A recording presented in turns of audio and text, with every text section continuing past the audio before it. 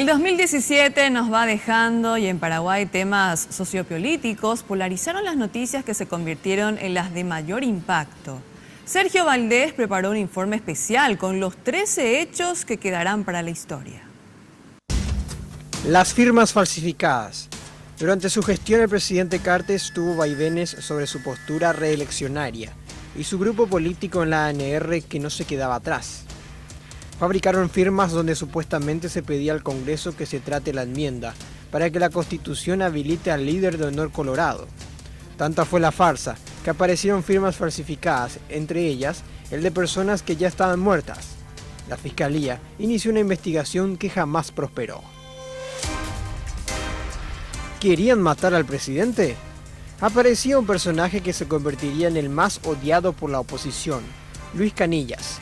Un día llegó a la Fiscalía y denunció que, vía WhatsApp, los senadores opositores Desiré Masi y Robert Acevedo planeaban un magnicidio utilizando códigos. Los principales acusados trataron de disparate las acusaciones. Este fue otro caso nunca resuelto por la Fiscalía. Una enmienda manchada con sangre. El entorno de Cartes seguía presionando con la reelección, hasta que el presidente aceptó que la maniobra se geste en el Senado.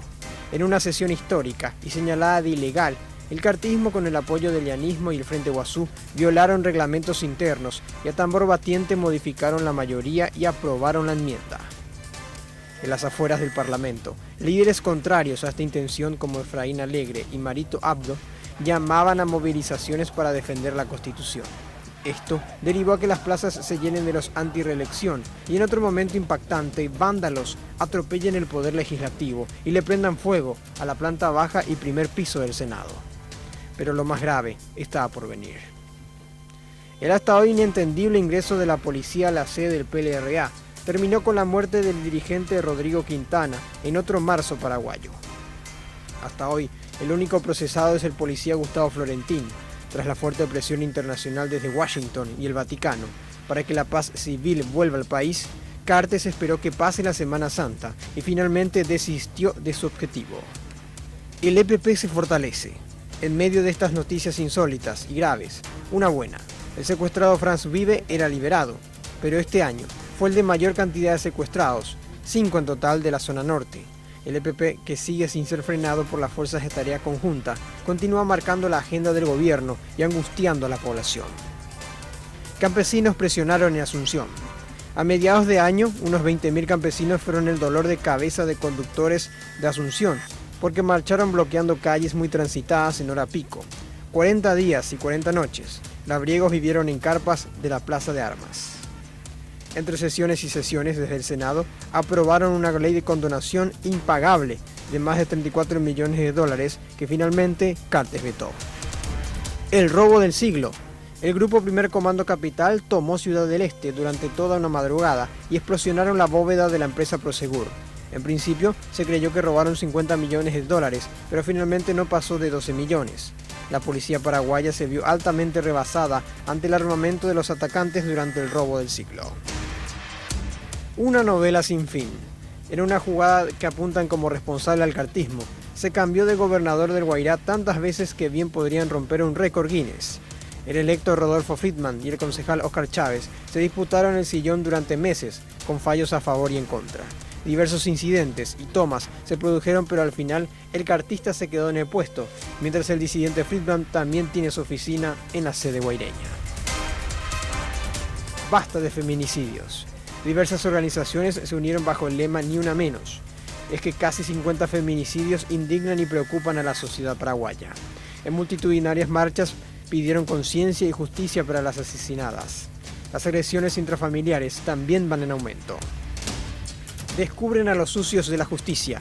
Lo más reciente, que terminó por comprobar un secreto a voces, tiene a los audios filtrados como principal protagonista.